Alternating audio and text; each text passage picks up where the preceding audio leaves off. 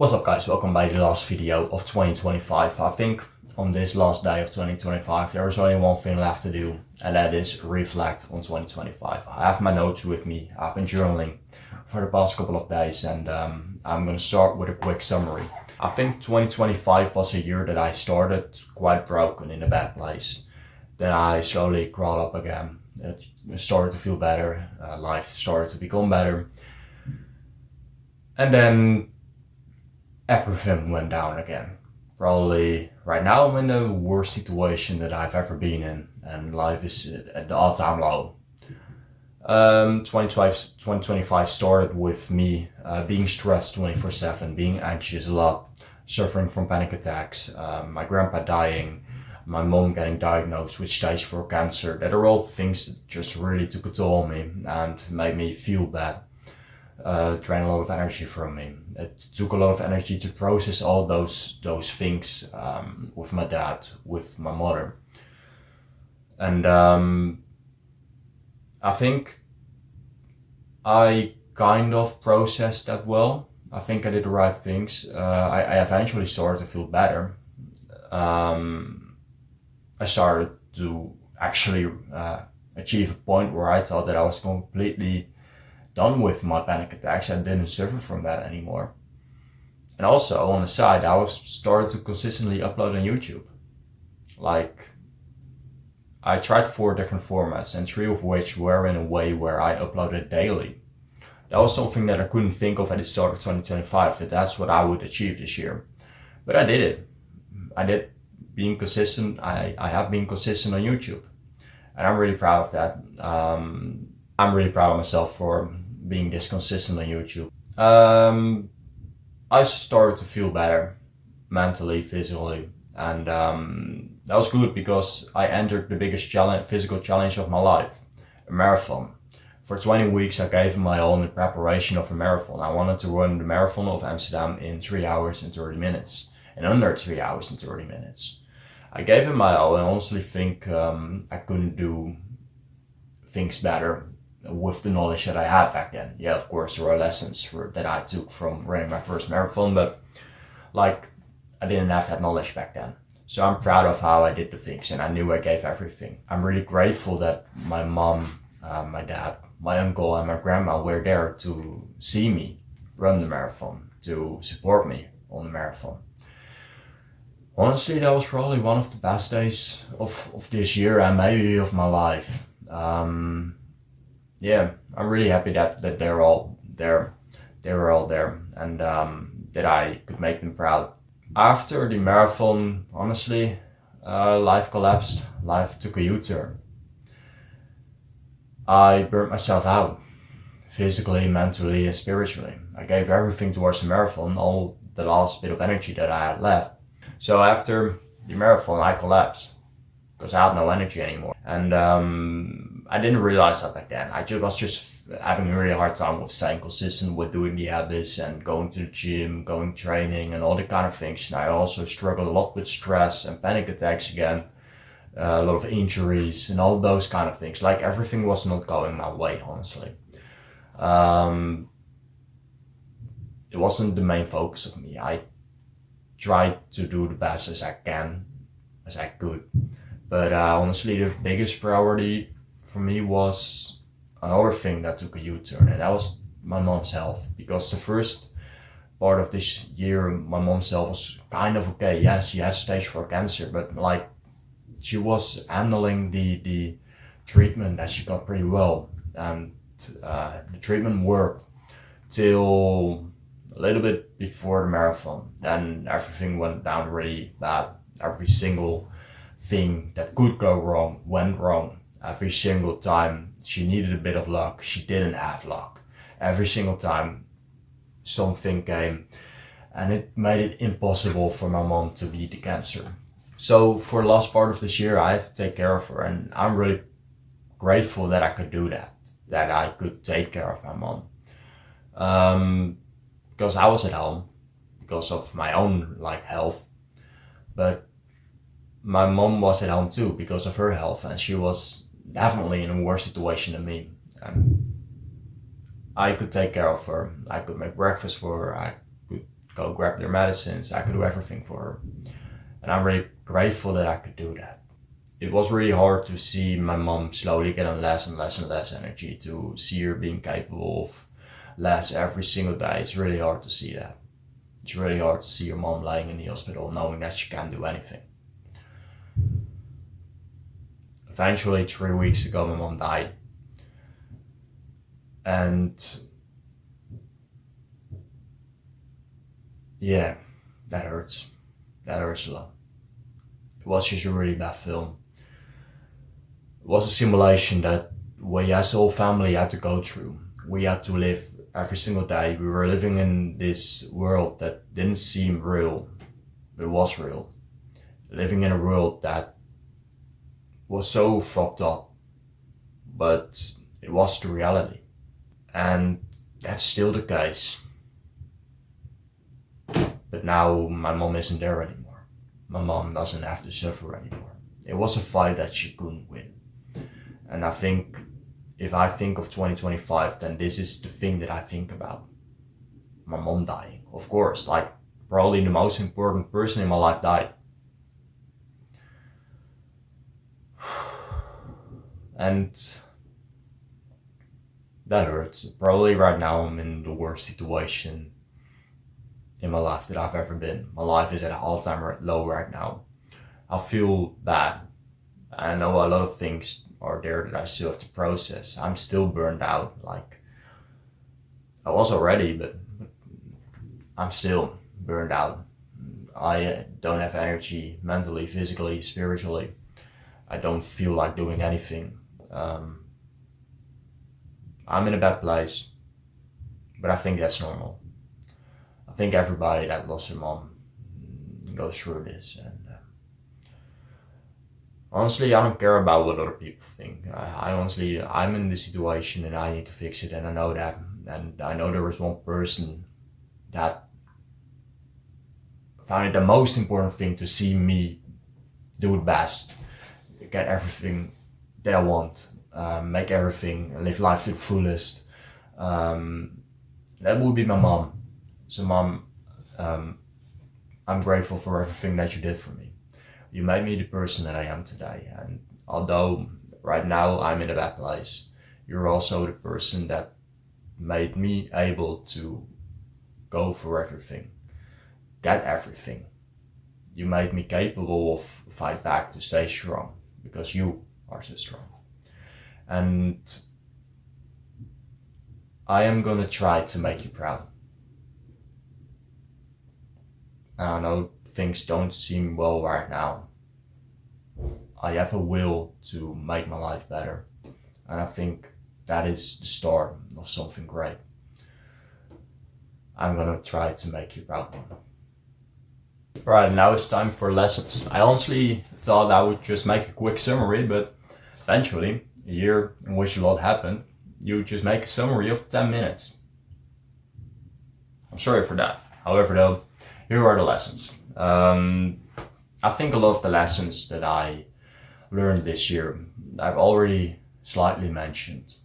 The biggest lessons, or actually the real lessons that I learned this year, are all related. They have to do with rest, distracting myself, processing emotions, and with my stress and the panic attacks.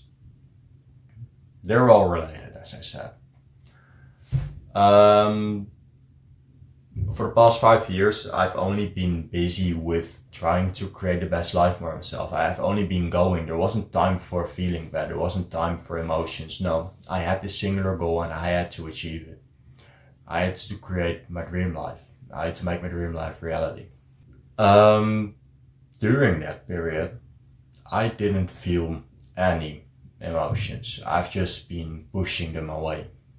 And now I know that that honestly was the most stupid thing that I could have ever done. I thought not feeling emotions was good. I thought that was a good thing.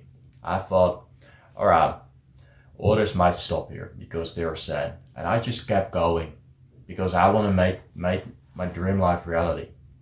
But in fact, because I was not processing the emotions, eventually they got me.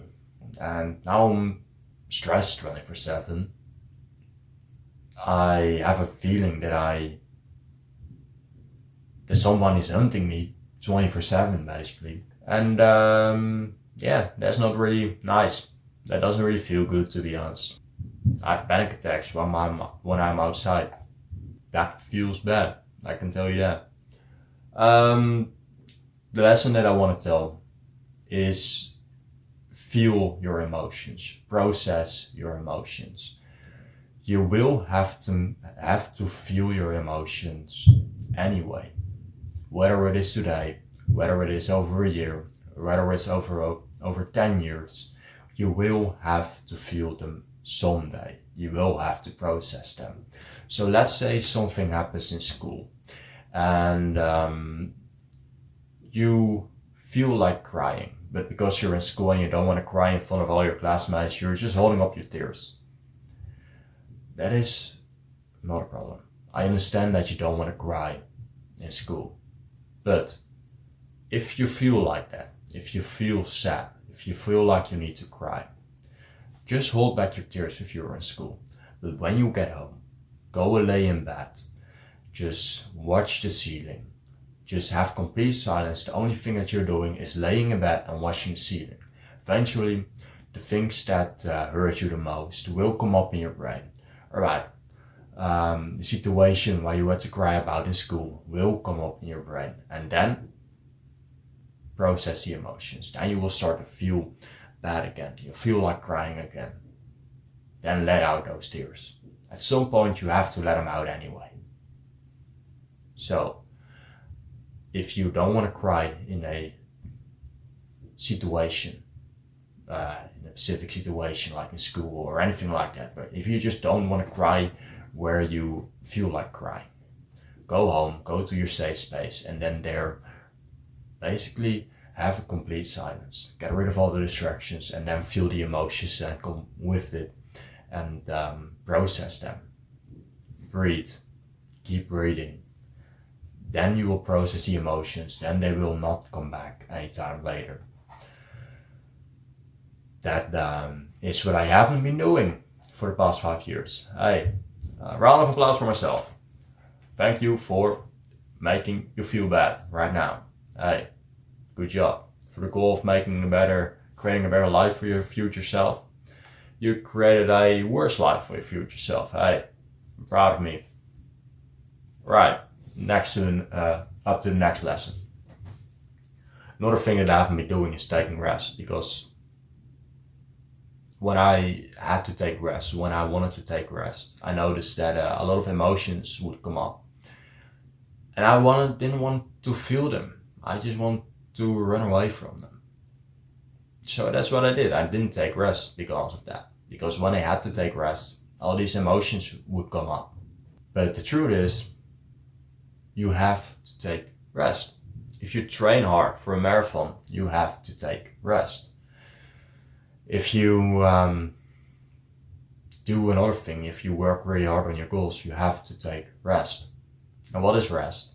Laying in bed, sleeping, or just watching the ceiling. That's taking rest. Not scrolling on your phone or watching a Netflix series. No, that's not taking rest. Taking true rest is doing nothing. Maybe go for a little walk. Without music though. Maybe go lay in bed and just watch the ceiling. Or close your eyes, take a power nap. That is taking true rest. But if you are training 3 times a day, then you have to sleep a lot. Maybe 8 or 9 hours. But also, I know that you probably have to take a power nap. Or do another form of rest. Go for a walk. Go do a meditation. But take rest. Because otherwise you'll burn yourself out. And that is also what I did. As I'm realizing right now, 2025 and the years before that were great years of self-destruction. Hey, good job. Alright, on to the next lesson. I don't know. I don't have that many more lessons. Honestly, I think these were the lessons actually. 2 things that I shouldn't do and 2 things I should do instead. Don't distract yourself. Don't always keep going just to not feel your emotions. No. Stand still, process your emotions, and take true rest. Right now I'm in a season of healing, or yeah, that's what I'm doing. What that means is that I'm facing all those emotions. It's pretty heavy for me right now. I'm going through a lot with the death of my mom. There's a lot of stress in my body, and I have to get rid of that. I honestly can't make the 5 videos a week right now. However, though, I will not quit because I still want to do YouTube. And I know it has been a distraction for me in 2025 to just keep my mind silent. But I want to do YouTube because I like it. So I will come back.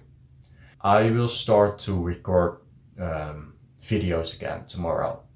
And then I will make 2 Road to My Dream Life videos. 2 every single week, just the same basically as it is now. I will be focusing mainly on healing and on other things, but probably my life will consist of healing right now. I will also do one lesson video per week, where I basically share a lesson that I learned this week or anything like that. I think right now I do 2, and when I do 2, I notice that sometimes I have a hard time with coming up with what I want to tell. Sometimes I'm not really proud of the videos I make, and I think when I do only one lesson video, then that is better.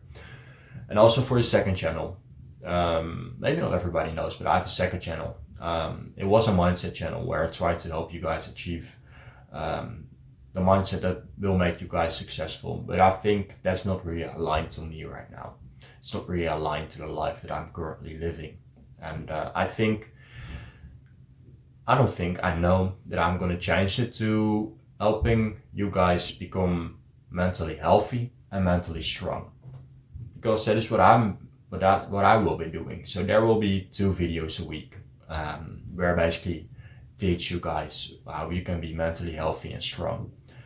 So that is what's coming in 2026. That is what I will start doing. It's not the normal 8 videos a week anymore. It is 5 videos a week again.